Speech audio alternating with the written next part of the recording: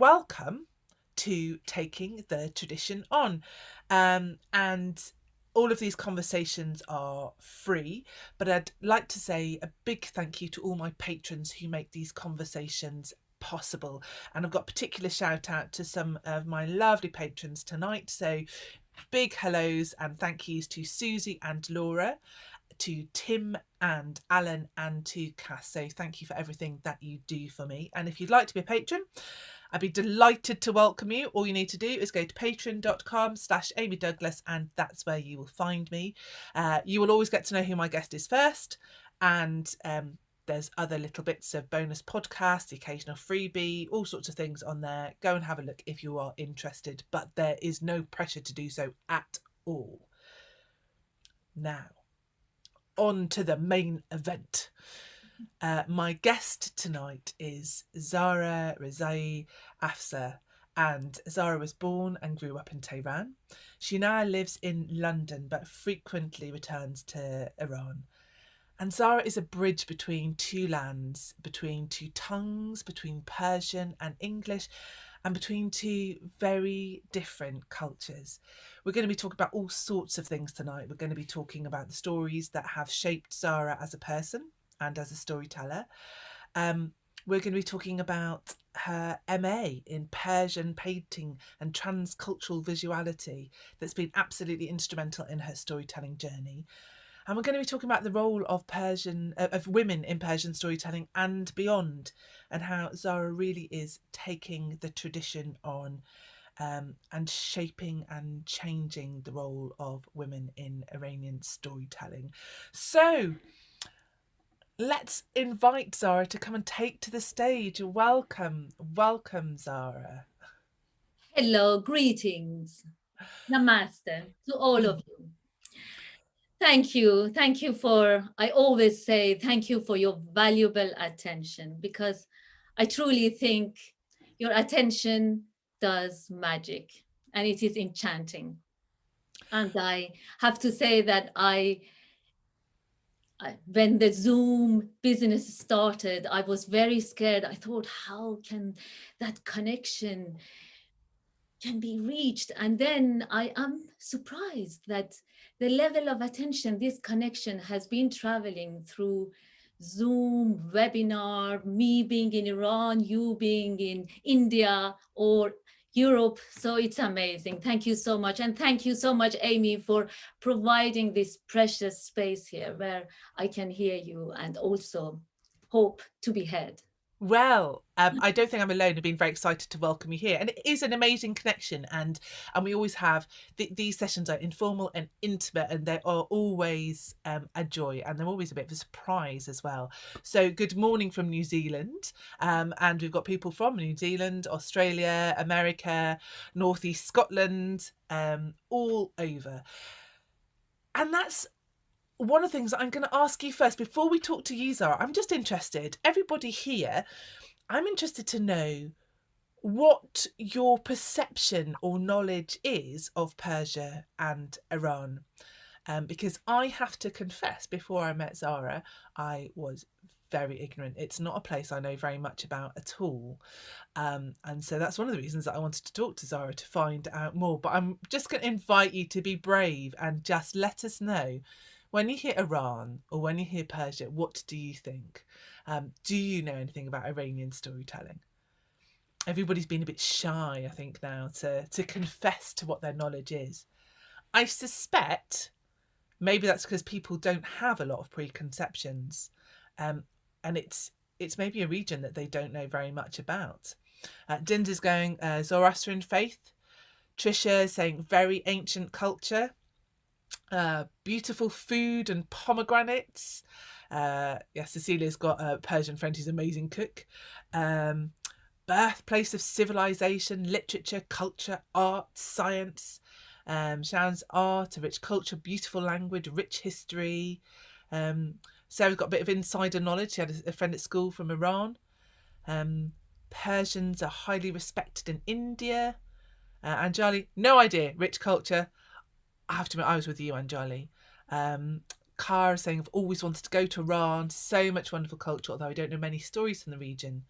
Freddie Mercury. Yes, I didn't know till I watched the film. I didn't realise that Freddie Mercury was Iranian. Um, and yes, it is wonderful. We've got people from all over, and Mike Rogers. Sort of, I don't know who Firdausi Shahnameh is, and I probably should. So, that's my lack of knowledge. Lovely food, pomegranate, Arabian Nights, Persian stories, Rumi Shahnameh. Yes.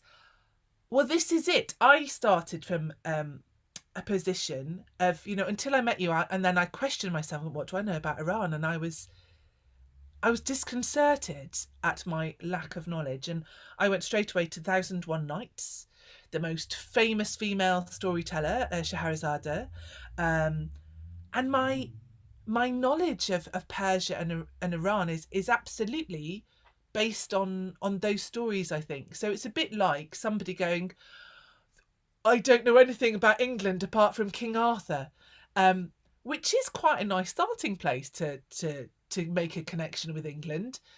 But if you came to England, it's not what you're going to find on the surface. I mean, it's still part of our culture, but it's definitely not the defining moment of what's going on in day-to-day life. So Zara, will you start off just by painting a picture of Tehran for us, of the world and the land that you know and what you love about it? Thank you, everybody. Amazing comments. You're all very, very well informed, really. I am impressed. So am I.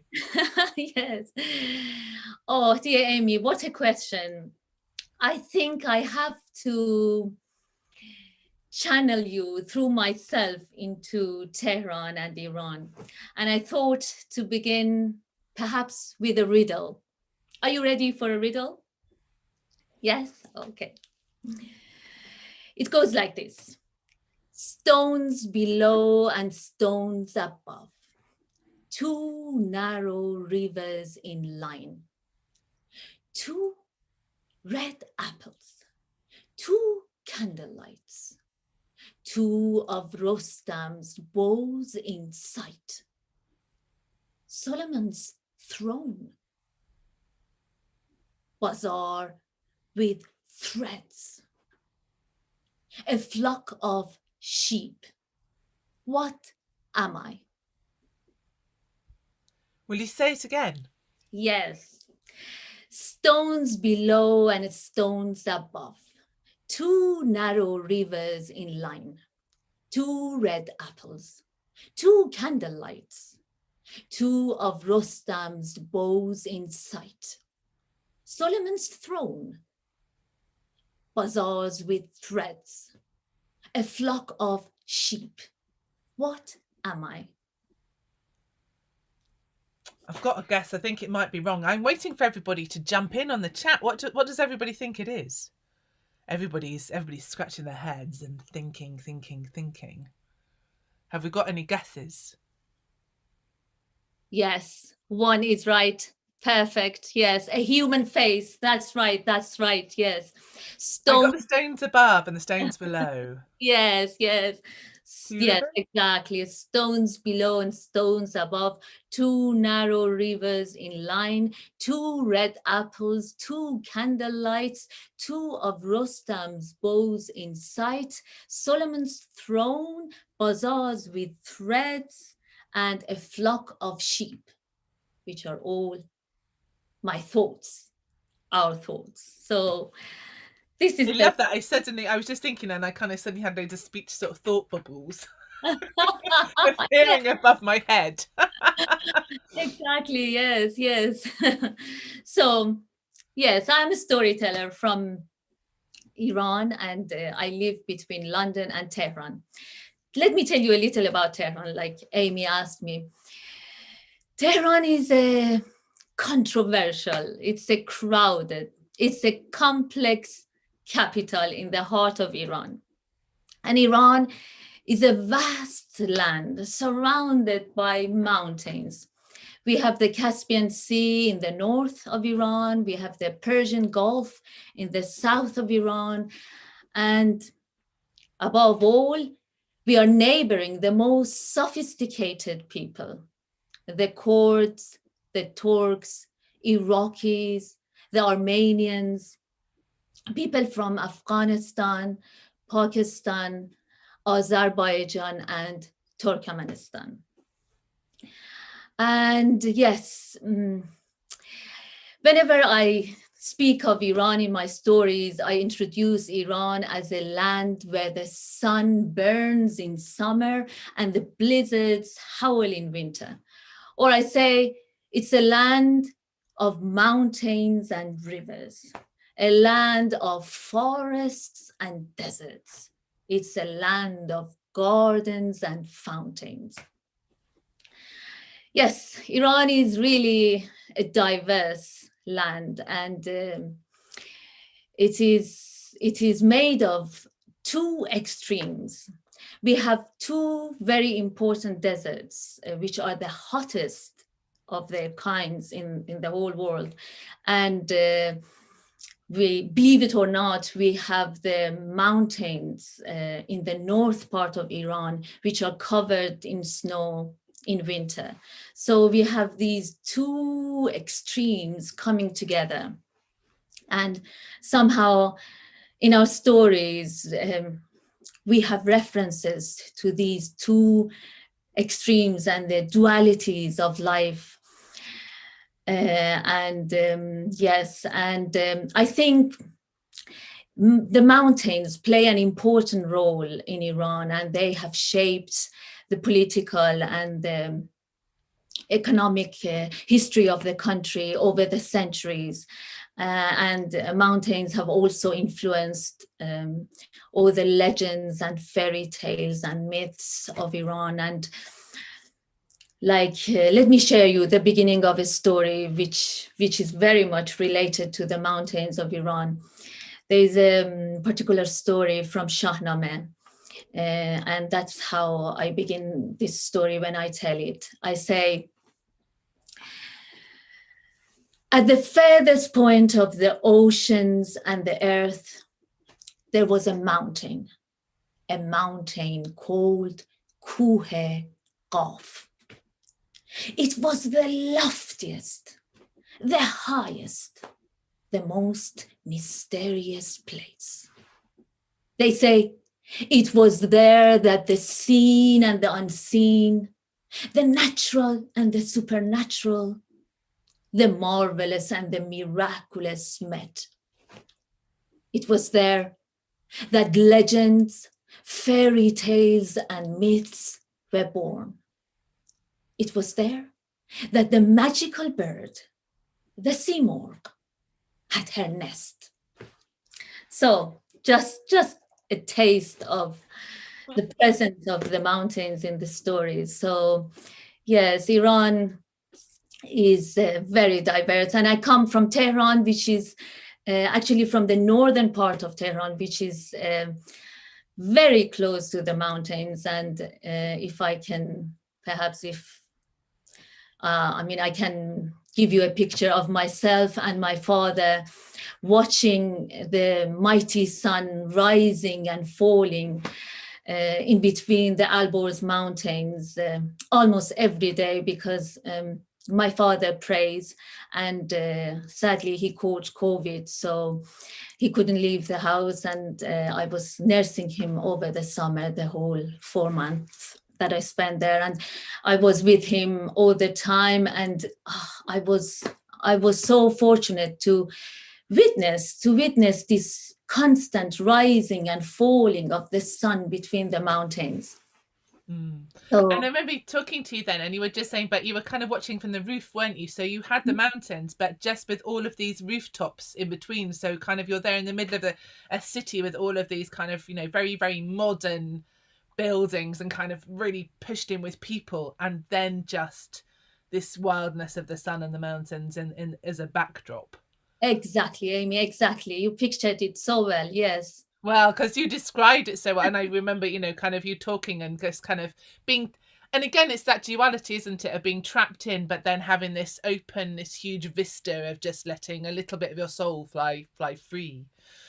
So, and your father was he one of the people that introduced you to stories? I mean, when did you get to when did you first realize that traditional stories existed and get to hear them? Did you just grow up steeped in them all the time?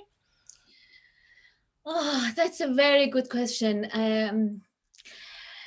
The oral tradition in Iran is extremely rich. So we all grew up with poetry and stories, and especially with poetry.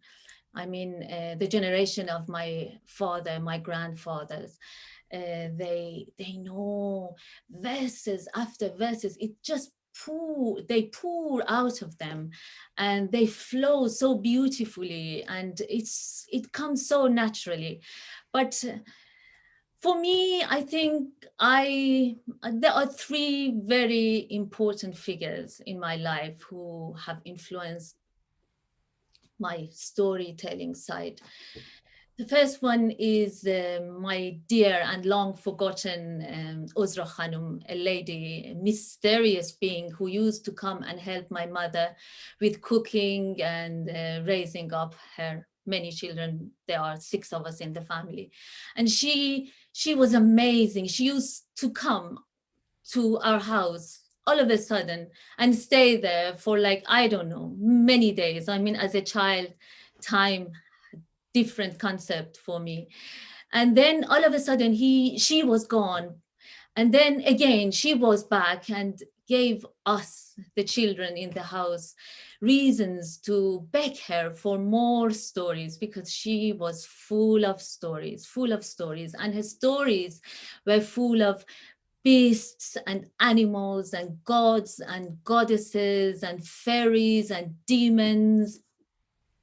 Oh, hidden palaces, dark wells, oh, untouched streams, unseen caves. And she took us to the land of her her fearless heroes and the wisest heroines. She took us 7 layers above in the sky and seven layers below the earth. She was amazing. She was truly amazing, and I really pray that her soul rest in the loftiest, greenest parts of paradise, because she gave birth to an endless entity within me. And obviously, back then I didn't know as a child, but now I know that this endless entity is the power of imagination. So I'm truly grateful. And then after Uzra Khanum, leaving my dear Uzra Khanum, it was my first elementary teacher. His name is Nayerzadeh. He's a very well recognized name in Iran, because he changed the system of education in Iran drastically, and he introduced a new way of teaching the alphabets to children. He always said that for him, when he learned the alphabets in school, it was like visiting a graveyard. It was so rigid and dry and hard. And then he changed this whole system. He brought stories to schools. Every letter of the alphabet, there are 32 letters in Persian alphabet. um, he came with a story for every single letter. And he had two personas, two characters within him. One, a wise old man, and then the other one, a playful, naughty boy. And he moved from one direction to the other, and with the changing the position of his hat, he moved back and forth between these two characters. And the boy was a funny, cheerful, naughty one, and the wise old man was this guiding, yes, a wise man. And we played the role of the children who were watching them through the window. Like he always gave us the role that we were outside and we were watching them, and we watched him telling stories through these two characters. And then it was for us to team up with the boy or with the wise old man. And oh, I tell you, he was the most fascinating person. He had the most soothing, beautiful voice, and the most amazing handwriting. And it was all, I mean, his handwriting on the blackboard was like a piece of art carved on that. So now all children, because he's revolutionized sort of the teaching system in Iran, all children get to learn through stories. They get to meet their letters and meet the alphabet through stories. The teachers Oh, who follow his style, yes, they are like they've changed their style, and it has worked so beautifully. that doesn't surprise me, but I mean, just what a wonderful way to teach and what a wonderful way to learn to write, and just to have the whole foundation of your written language on oral speech, on that oral language, on that on love of words. So, Mm. oh, we need somebody like that here. um, it's starting to happen in Wales. The rest of Britain, not so much, but that's a topic for another day. I'm sorry, I will let you carry on because so he sounds just amazing. But there was three people you said. Yes, and So there then was a teacher, and then the woman who looked after you at home, and a third. the third is my grandfather. He was truly a skillful storyteller with a lot of precision and a high degree of intentionality. And when he was telling story, he changed into a totally different persona. When telling a story, when if he was sitting, he always used to sat straight. When standing, he started to move around, using his hands and changing the tone of his voice, and decreasing and increasing his voice, using yelling, prolonging, suspending, all these techniques. And I didn't know back then, but now I know that these were the very major main techniques that the Persians storytellers and Shahnameh storytellers use in tea houses and coffee houses. And this was where people, mainly male, and mainly, yes, male people gathered together to listen to the stories. And now I know that this was where my grandfathers collected their knowledge about the world, their imagination about this world and the next world, their values, morality, behavior, and also a certain collective memory. This was where they gathered all that knowledge. Yeah. Oh, so beautiful. And did you ever get to go to those tea houses when you were young and when you first saw your father? Was it always and your grandfather, or was it always at home? It was mainly, I heard his stories mainly at home, but my father, my uncles, they could go to to such tea houses. It was only later, I mean, now, after the revolution, such tea houses are more inviting to, you know, all the women. And but back during my grandfather's era, it was mainly men. It was mainly men.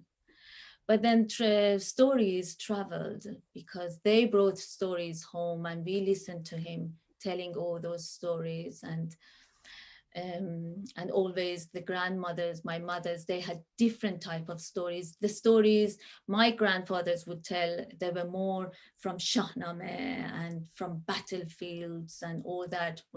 The stories from my grandmothers, they were different type of stories, more similar to Usra Khanum's stories that I told you earlier. Mm. So, and again, it's just that wonderful duality of just those very different sides kind of all coming together in you, really. Mm. And so I suppose that takes us to the other side of the duality of you. So you had this wonderful childhood growing up with this amazing teacher and education. Kind of, it sounds like a really dynamic and exciting home life with, you know, five brothers and sisters, your certainly your grandfather and it sounds like your grandmother, so you had your grandparents there as well as your mother and father. But that all changed really when you came to Britain, and coming to Britain wasn't the easiest thing to do, was it? No, no, not really. The first time I left Iran, I was 15 years old, and actually, I remember coming back from school, and I was very light-hearted and playful. And then when I arrived home, I realized that my father was home, and usually at that time of the day, he wasn't home. So I was quite suspicious. And then soon he told my sister, my brother, and myself that we need to pack, because we were going to leave the same evening. We were going to Turkey, and he turned to us and he said, choose a few objects from your room that you love the most, and we can take them with us. And then I knew something strange is really happening. This was during Iran-Iraq war, which lasted for 8 hard, awful years, and more than 500,000 people died in both sides. And yes, the airstrikes were reaching Tehran. So my parents were very worried, and they decided to leave Tehran instantly. And so we went to Turkey, and from Turkey we went to Germany, and from Germany we went to America, to California. And it was very hard to get visas. So we went through lots of ups and downs. But anyhow, we managed to arrive in America, and my parents left my brother, my sister, and I, the three of us, with a couple who became our guardians. And yes, and then it was a cultural shock, really. I mean, everything changed. It was a different land, different people, different doctrines, rules, regulations, and above all, new language. That was the hardest for me. And I spoke very little English. And I remember when I went to school, to one of these big American high schools, there was this very tall, handsome boy who came to me and he said, "What's up?" And I looked up. I really looked up. I thought there was something up there. And yes, and only years after I realized what that expression meant and why he laughed and left. So yes, it was quite a challenge. And then, yes, and then, I mean, fortunately, the Iran-Iraq war was in better shape. I went back to Iran, and then later, after I got my diploma, I came to England to study. So, like many Iranians, um, it has been a lot of traveling. And In such formative years as well. I mean, 15 is just, it's a very difficult age, I think, anyway. You know, kind of 15 is such a time of inner turmoil, and then to have the outside world in turmoil as well must have been just, I struggle to think really. And I can imagine that the boy saying "What's up?" had never actually kind of, you know, had the threat of airstrikes and things coming from the sky in the same way that you had, you know. So you'd obviously, why did you come to Britain to study if you already had the connection with California and with America and had started to learn the language there, and that had given you the English? Why did you come to Britain? Yes, at the beginning, my whole family, we all wanted to immigrate to America. And then my father, especially my father, and also my mother, but mostly my father, found it very difficult to leave Iran. I mean, he tried, and then it was impossible for him. The shock, I think, of new land was too much for him to bear. So he said, no, I go back to Iran. And that's what he did. And then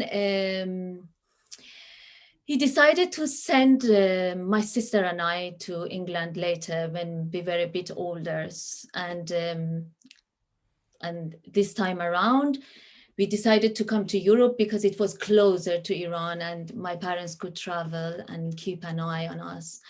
And because of the revolution and the political situation, things were unstable. So Europe was easier to travel back and forth. So we came to England and stayed on, and I studied here. And yes.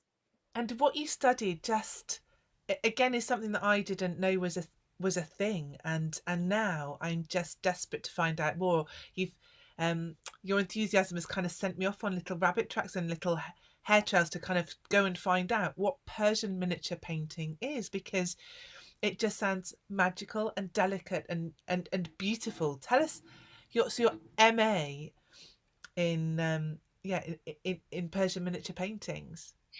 Yes, I studied Eastern art and archaeology at SOAS in London, here in London, the School of Oriental and African Studies. And I did Indian art, I did Chinese art, and then I moved into Islamic art. And Islamic art meaning all the places that Islam reached, all the way from Central Asia to Spain. And it was fascinating because we learned how Islam interacted with the cultures of all these different parts of the world.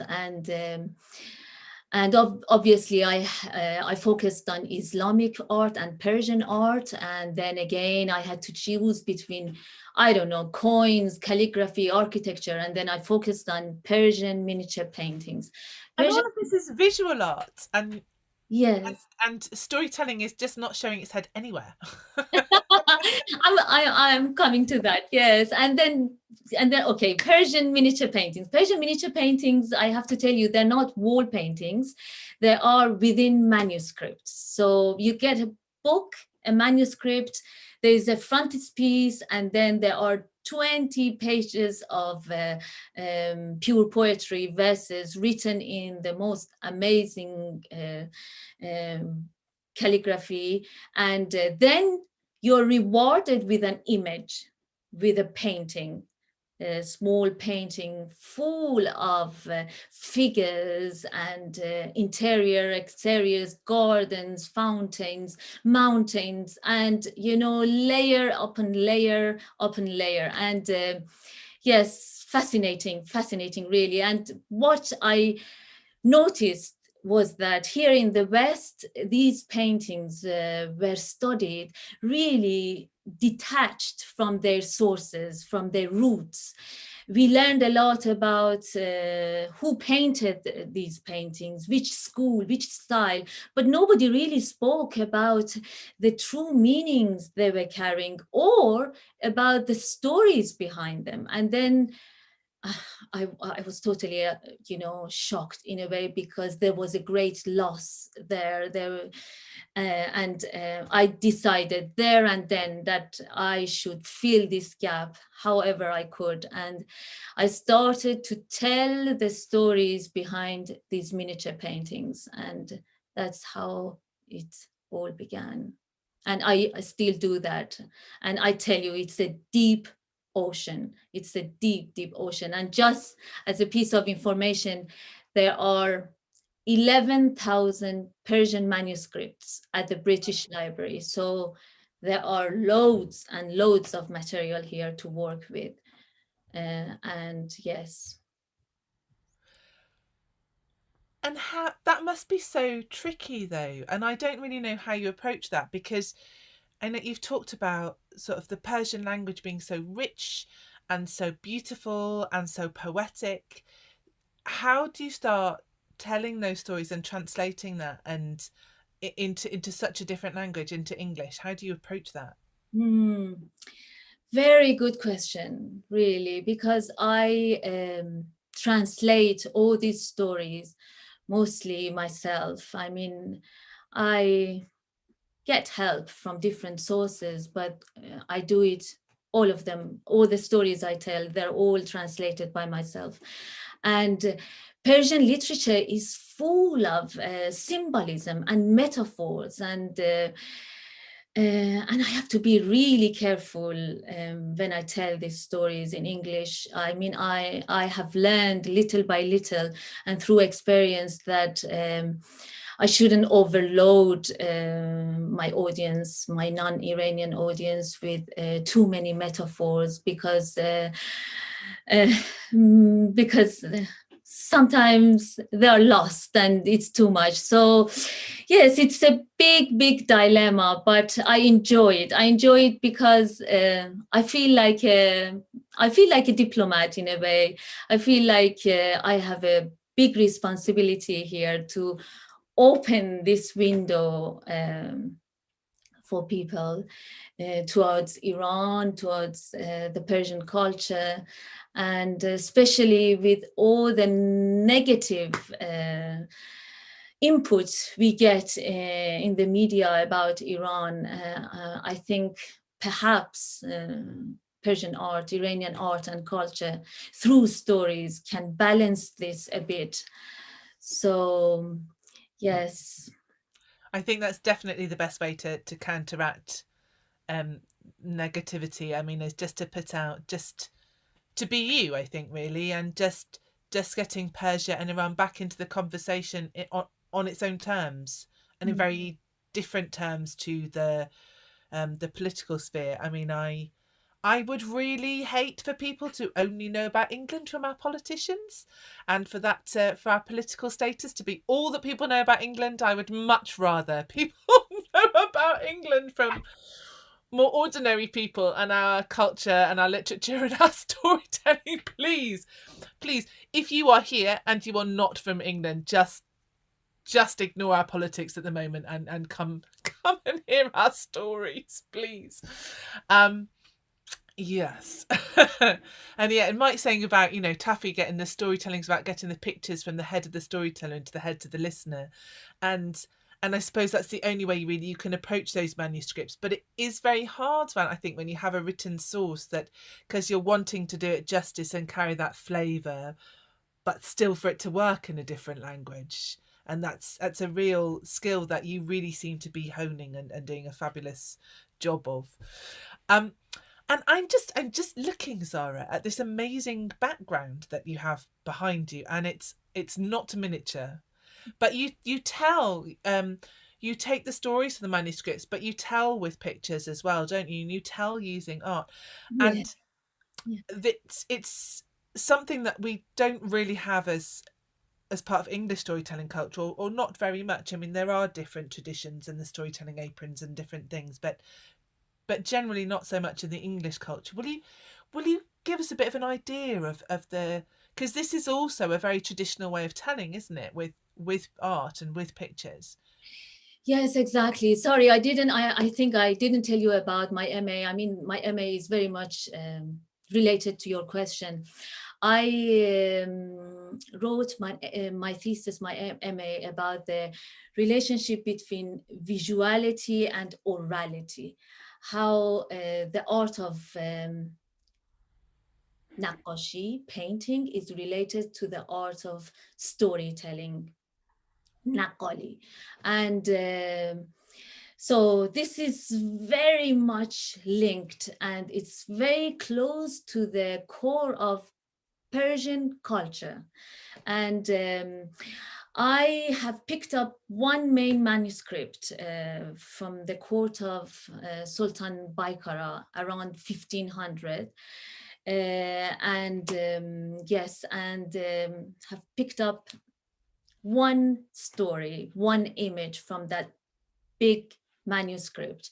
And this painting, this cloth behind me is picturing that painting, which is actually printed on this fabric, on the fabric here.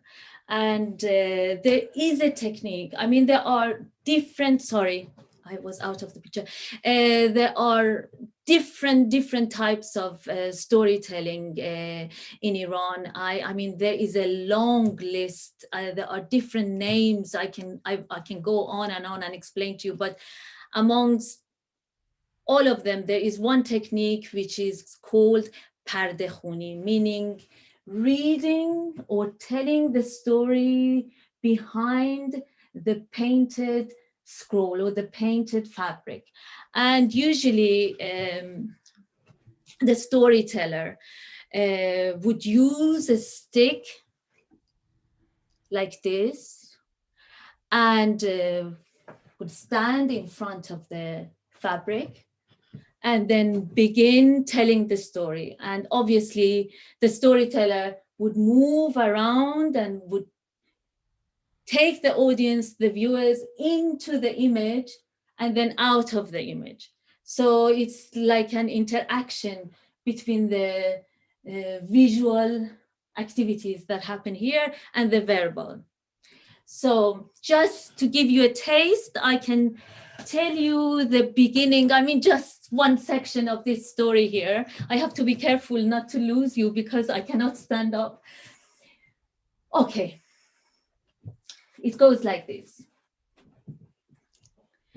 One night, one midnight, when nothing could cure the troubled mind and soul of the Caliph Harun al-Rashid.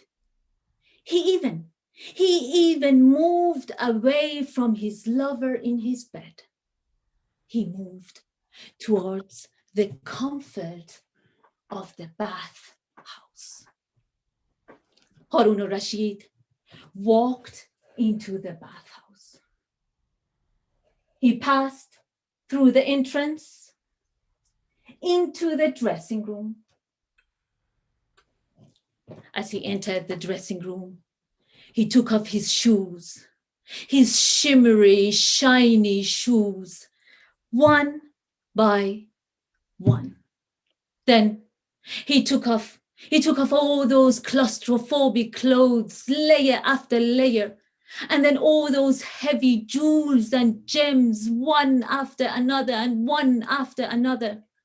Then that heavy crown, which was sitting on top of his head, the one he had to carry with him all the time, everywhere. Harun al-Rashid placed his golden crown gently on top of his clothes near the floor in the dressing room. All of a sudden, he was naked. He was as light as a feather. Okay, I better stop. It goes on and on and on. Oh, but we're all drawn in, and we want to. It makes us want to hear more. I mean, it's just fabulous. I was straight into just listening mode, completely. It is a different way of telling, and it is kind of from the little bit that you told us before. Once you're kind of interacting with a painting, it does change your style, and it changes the flow, and it changes the rhythm. Everybody wants to know what happens now. We want more Zara. When are you going to tell this online so that we can all actually all join you and hear the whole piece? I hope in Marrakesh soon. I hope that it is the storytelling festival in Marrakesh will take place, I hope. And then I will be taking this with me and my stick, and then hopefully I can really move around and tell the whole story. And Amy, it will be broadcasted online, Oh right? yes, well hopefully because so we're both going to be at Marrakesh Storytelling Festival, which is the 12th to the 20th of February, and they've got a new purpose-built building that is designed for live streaming, so that you can have the space to do that properly, and it will be live streamed. So if if it is still definitely if the borders open and we're allowed to go to Marrakesh, that will be live streamed, and I will certainly put on my Facebook site and on my website a link so that people can find that and can hear you.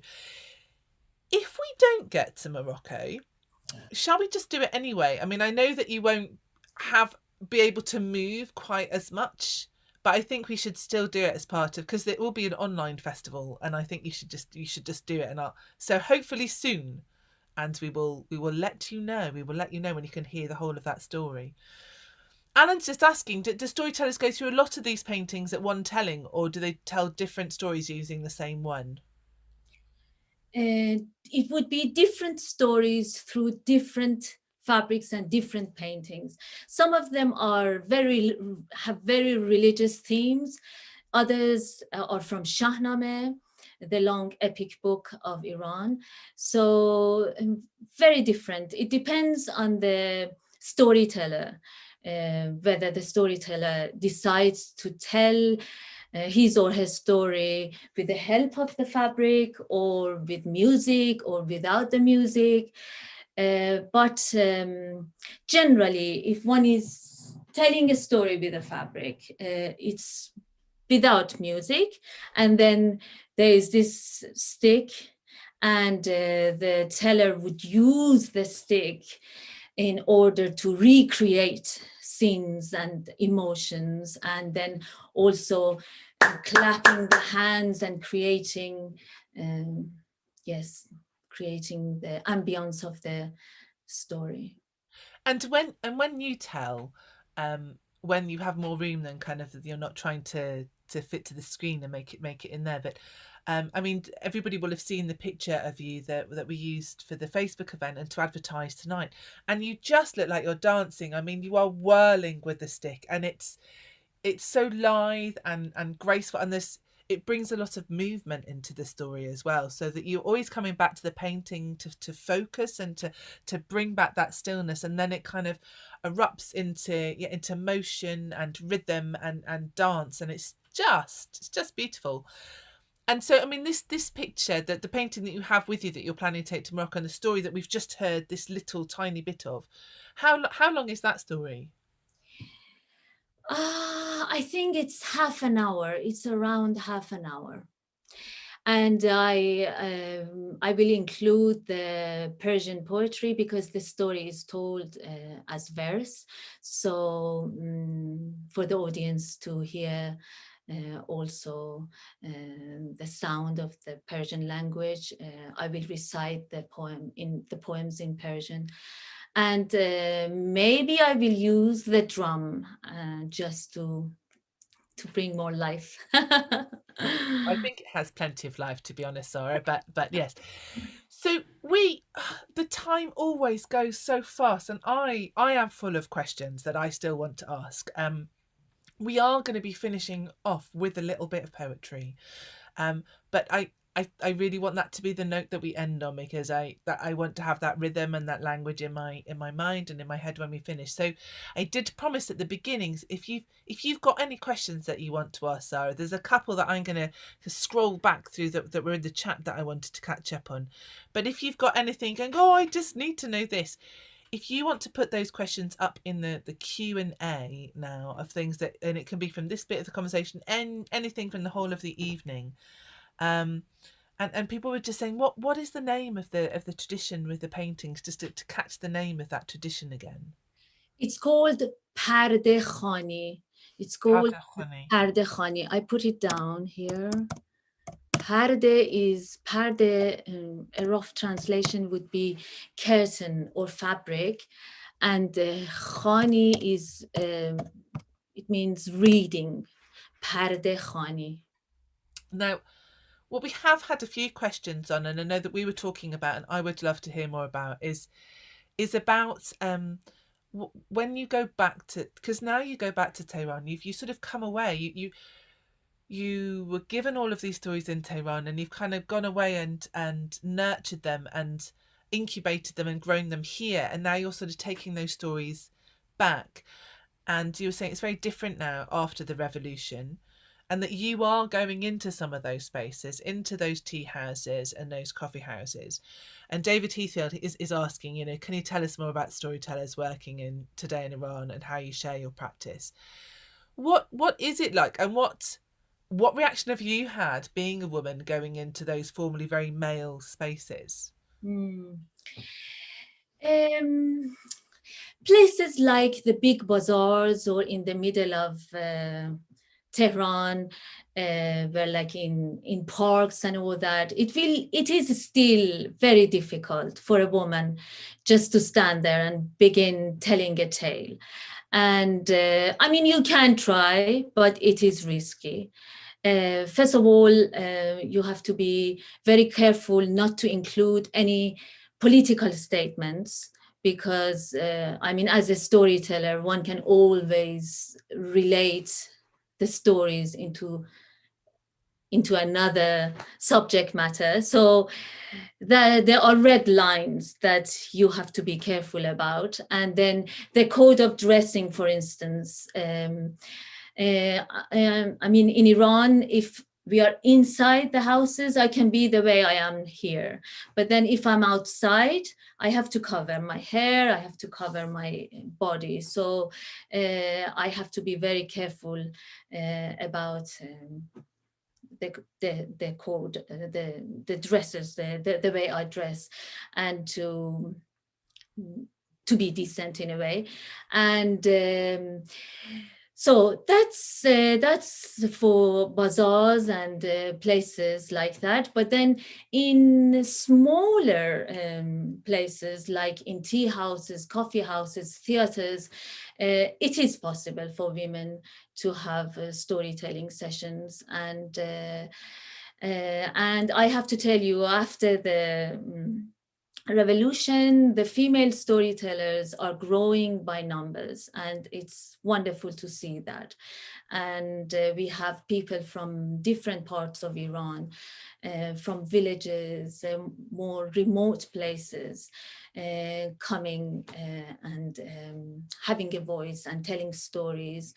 There is a festival of storytelling which happens in Iran every second year, and invites people, both men and women, to come and to have a voice. So it is changing. It is, I mean, women are having stronger presence in the society, because I mean, it's many people ask me about the role of female storytellers in Iran, and it is quite surprising that next to a long list of Iranian male storytellers, our knowledge about the female Iranian storytellers very limited. And we know that it's not because they weren't there and they didn't exist, it's because they weren't recognized in the society, so their names haven't traveled, haven't reached us in a way. And therefore, somehow we have to dig deeper and look into the books and the materials we have, the written materials we have. And like you said, Shahrazad from 1001 Nights. I mean, the mother of, she's the mother of storytelling in our part of the world. And she's a woman, and she's a woman who tells stories in the middle of the night for a king, night after night. And she has that mystical, dark side, very erotic and very wise. And so, I mean, it's quite strong. It's no one can ever forget the presence of Shahrazad and in the stories.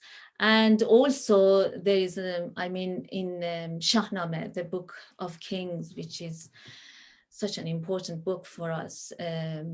There is an episode where Ferdowsi, the poet, is experiencing one of the most fearful, longest, darkest night of his lifetime. And he goes on and writes about the blackness that has surrounded him, both outside and inside within his heart. And then all of a sudden, from the distance, there comes a woman who is holding a candle in her hands.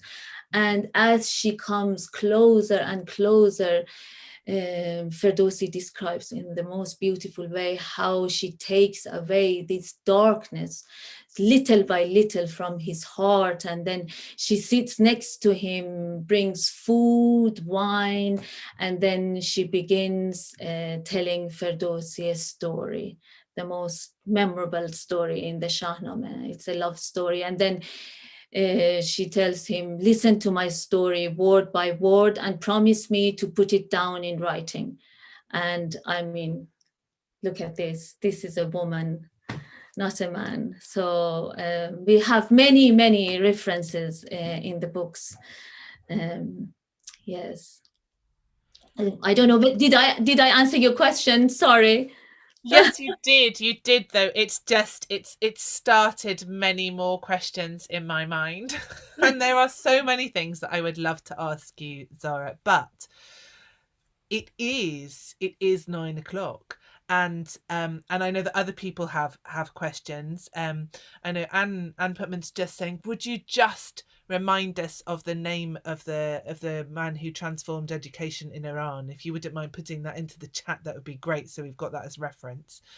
Um, and then, although my head is still buzzing with questions, I would just really like to hear a little more of you telling and of some of the poetry that you have been talking about. And I think that's how we should end. And just with the promise that people can hear more of you, because you will be online at some point in the Marrakesh Festival, whether it is in person and live and online, or if it's solely online, people will be able to find you there telling and talking. And as soon as we know when that is, I will put it up with links on my social media. And if there's any names and links that people would like, this conversation will be up. We're just going to leave it up. I will just top and tail the beginning and ending, but it will be on my YouTube channel, which is Taking the Tradition On, so you can find it quite easily and re-listen to Zara to catch any bits where you go, oh, I just need to hear that bit again, which I'm sure that you will. So will you tell us just let us hear a little bit of that flow of poetry to finish the evening, Zara? Okay, I think the history of the oral tradition in Iran is incomplete if one doesn't mention lyricism and poetry. So I think poetry really plays an integral part of Persian storytelling and also Persian culture. So, I mean, we all believe that stories last the longest. Moral tales live, travel the furthest. Narrations touch the deepest emotions if they're told through rhythms and rhymes. And yes, thinking about poetry, I mean, endless, countless stories rush into the surface of every Iranian mind. And I have chosen one story to share with you tonight. And because somehow I've heard this story for many, many, many times, and from my father, grandfather, my mother, my school teachers, over and over again. And I believe certain stories, we need to hear them over and over again. And I think they only start to sink and grow on our consciousness with time, and it doesn't happen overnight. So this is one of those stories. Long ago, in my homeland, in the land of my fathers and mothers, in the land of my ancestors, those who have fulfilled their destiny and fulfilled the purpose of their being. Long ago, in Iran, a dying father was breathing heavily. He was struggling to breathe in. He was struggling to breathe out, passing his very last words to his sons. His sons were sitting around their feeble father, listening to him in despair. Void circled in their bellies. Fear dried their mouths. Tears filled their eyes. Their father spoke out. My dear sons, listen to me carefully. I am leaving this land with you. I was told that there lies a hidden treasure from our ancestors in this heritage, in this land. I am dying and I failed to find it. Listen carefully. When the harvest time arrives in autumn, dig up the earth. Dig deep. Dig far. Dig everywhere. Do not leave a spot unplowed. Look for this hidden treasure all over. The father passed away. Soon the sons, with their spades and with their axes, began to plow the ground in the hope of finding that hidden treasure. They dug and dug and dug. They broke up the ground and ripped up the hard soil. Here, there, far, near, up, down, right, left, every stop and every spot and every corner, in every direction. How lucky they were with their hard work. The good turning that year caused the seeds to scatter all over the land. And from every single seed grew 70 more seeds. The good harvest provided the sons with a lot of wealth that year. Yes, the sons never found the hidden treasure, but their efforts, their pain, their suffering transformed into an inner treasure, like their father had foretold them. Work hard and have no doubts. Conscious effort is an eternal wealth. These were the last words of the wise old man that echoed in the universe. برو کار میکن مگو چیز کار که سرمایه جاودانیست کار. نگر تا که دهقان دانا چه گفت به فرزندگان چون همی خواست خفت که میراث خود را بداری دوست که گنجی ز پیشینیان اندروست. من آن را ندانستم اندر کجاست پژوهیدن و یافتن با شماست. چو شد مهر مه کشگه برکنید همه جای آن زیر و بالا کنید، نمانید ناکنده جایی ز باغ، بپرسید از آن گنج هر جا سراغ. That's it. Thank you so much for listening. Oh, thank you. Thank you so much, Zara. That was just beautiful.